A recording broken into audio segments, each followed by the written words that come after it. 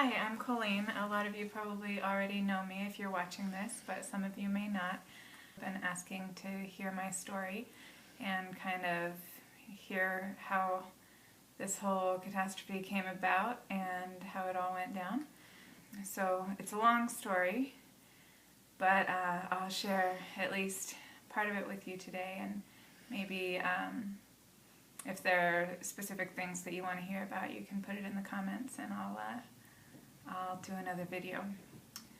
So basically, the first thing that happened that gave me a clue that something was going on was back in February. I was typing up an email and all of a sudden I had this like cloud of thought, like I had no idea how to spell this word, and it was a ridiculous word, something like paperclip or hello or something that I should have been able to spell, and I was sitting there befuddled. I was like, Stephen, how do you spell paperclip?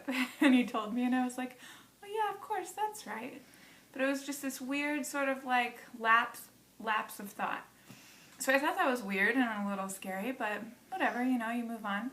And occasionally I would have these little lapses, or just feeling not quite 100% there. That went on kind of through part of February, and then in early March I was called to go to Indiana to be with my family because my mother was suffering some really severe health issues of her own. And so I went to Indiana and spent a lot of time at the hospital.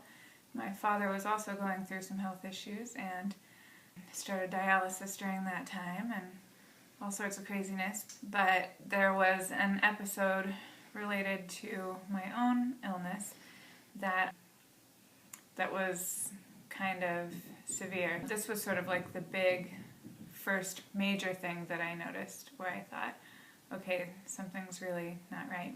I had gone to Indiana with nothing but a backpack because it was short notice, and you know.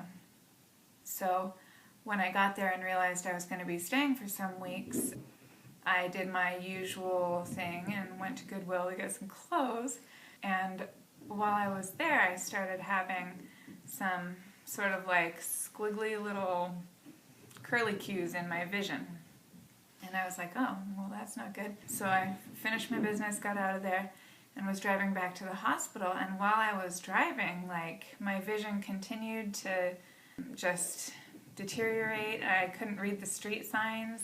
I could see, but I couldn't read. I couldn't read the street signs. Wasn't really familiar with the area, so I was getting lost and driving all over. And as I was driving, like, the right side of my body started to go numb from my face clear down to my foot.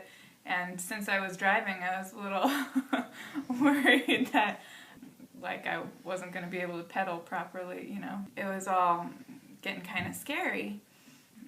And finally I stopped and got some directions, and as I was walking out of the place where I stopped for directions, I kind of stumbled, and I was like, oh man, this is getting worse and worse. I managed to make it back to the hospital and made it back to the waiting room of the ICU where